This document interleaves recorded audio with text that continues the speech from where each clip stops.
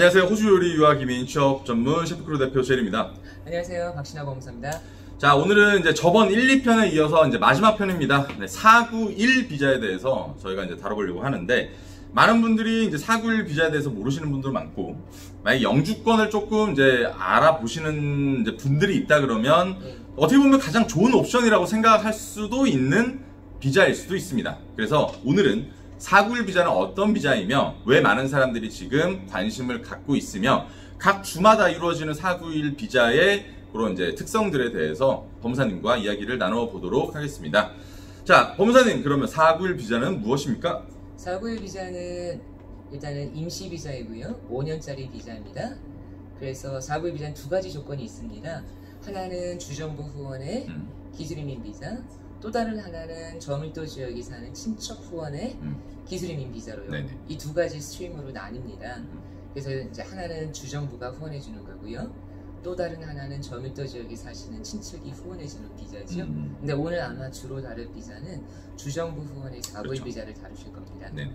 자, 그러면 491 비자는 저번에 저희가 예전에 한번 영상을 다뤄봤었어요. 예. 어떤 요건이 또 필요합니까? 491 비자도 기술이민의 하나니까 마찬가지로 GSM 그 기술이민 점수표에 내 기본 점수가 적어도 50점이 되셔야 돼요. 189, 190하고 다르네요. 그건 189, 190, 491은 다 똑같은 기술이민 점수제 표에 적용합니다. 근데 이제 내 개인 점수가 50점만 돼도 491은 괜찮습니다.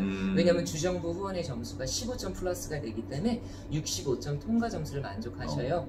그다음에 마찬가지로 스킬 실렉트를 통해서 EOI를 접수하셔야 됩니다. 그리고 EOI를 접수할 때 491 비자를 틱하셔야 되고, 또 주정부도 내가 뉴사우스웨일즈인지 아니면 뭐 빅토리아인지 이렇게 다 틱하시게 됩니다. 저희가 작년에 저희가 491 비자를 좀 많이 했어요. 그래서 여기 시드니에 있다가 이제 캔버라로 가신 분들도 많았었는데, 그 말은 꼭 굳이 그 지역에서 공부를 하지 않아도 다른 지역으로 옮겨가서도 491을 신청할 수 있다라는 얘기가 되는 거가 맞죠? 예, 맞습니다. 호주 내에 있어도, 그러니까 내가 캔버라에 사는데 다른 주에서 있어도 할 수 있는 그 기준난도 있고요. 각각 주정부마다 기준난이 여러 개를 나뉘어요. 근데 그 중에 하나가 내가 적합하다 그럼 신청하시는 거예요. 자, 그러면 491 비자, 그러니까 여러 가지 비자가 많지 않습니까? 물론 이제 요리 과정 중에서는 제일 많이 하시는 게 TSS라는 스폰서 왔다가 ENS로 가는 게 거의 이제 통상적인, 저희 쪽에서는 한 95% 이상의 사람들이 하시는 게 통상적인데, 요즘에 491이 굉장히 많이 늘어나고 있는 이유가 그래도 좀 안정적인 비자다라고 얘기를 많이 하는데, 491의 그럼 장점이 어떤 거가 있겠습니까? 일단 5년 동안 비자를 받습니다. 그 다음에 메디케어 혜택도 받으실 수 있습니다.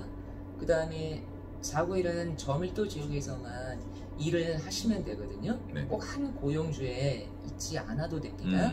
단 조건이 영주권 191 비자를 3년 뒤에 가기 위해서는 매년마다 적어도 53,900 이상의 택서블 인컴, 즉 내 연봉이 그 수준이 되셔야 돼요.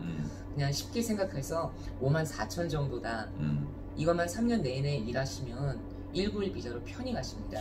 솔직히 말해서 요즘 시대에 54,000불 이하로 받는 경우는 좀 드무니까요. 셰프인 경우. 네. 그렇죠? 그리고 요건 맞습니까? 만약에 5년 비자를 받으면 여러 가지 이제 장점이 있지만 내가 굳이 꼭 셰프를 안 해도 된다. 예, 다른 직업을 또 선택을 해도 된다. 예, 맞습니다. 예. 막 이런 것 때문에 조금 사람들이 491 비자에 대해서 관심 높아질 아무 거예요. 일이나 하셔도 됩니다. 네, 그러니까요. 뭐 텍스. 그다음에 또 내가 아니고 내 배우자가 주 신청 영주권 지원할 때 나는 일을 못했어. 근데 내 배우자가 그렇게 일을 했어. 그럼 배우자가 주 신청인이 돼서 지원하실 수 있습니다. 영주권도. 그러면 이제 종합적으로 491을 이제 좀 저희가 이제 저희 입장에서 바라보면, 요리사 입장에서 바라보면 좀 그래도 안정적으로 졸업하고 나서 이제 비자를 5년짜리 비자를 받을 수 있다. 예. 그리고 이 5년짜리 비자 중에서 메디케어라는 걸 받을 수 있으니까 만약에 이제 가족 단위의 이민이라면 491은 좀 유리할 수 있겠다. 그리고 이제 491에서 이제 가장 또 많은 분들이 찾으시는 경우가 이제 영주권 나이가 만 45세지 않습니까? 그래서 요 영주권 나이에 진짜 칸당칸당 하시는 분들이 있어요. 그래서 491 비자는 내가 그 인비테이션을 받을 때 내 나이만 45세 미만이시면 되고요. 나중에 3년 뒤에 나 3세가 더해지면 얼마죠? 47세가 됐네? 그럼 영주권 못하는 거 아니야? 아닙니다.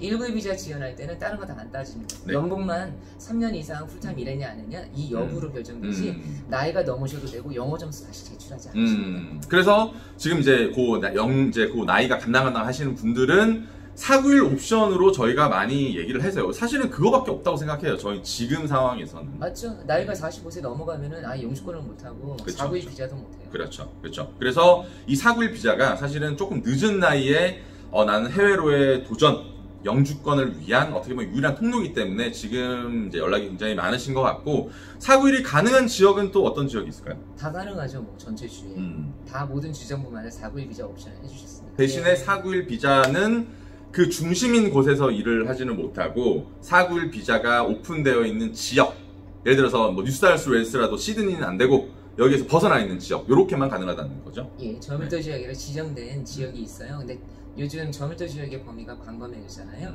그러니까 오히려 도심 지역보다 더 넓을걸요. 491 비자가 가능한 지역들이요. 그래서 저번에도 이제 관련된 얘기가 그런 이제 자격들이 있으면 예를 들어서 학교를 시드니에서 졸업했다. 그러면 그런데 나는 491 비자가 더 끌려. 캔버라를 가. 졸업생 비자 2년이잖아요. 가서 1년을 일하는 겁니다. 그러고 나서 491 비자를 신청하시면 돼요. 아시죠? 그래서 이런 플랜들을 좀 잘 알아보시면 되는 거고 저희가 뭐 491 비자의 이제 장점도 얘기했지만 단점이라고 얘기하면 아무래도 뭐 도시에 비해서는 이제 산업적인, 그러니까 직업적인 이런 기회가 적고 내가 이제 선택할 수 있는 직업적인 스펙트럼이 좁다 정도?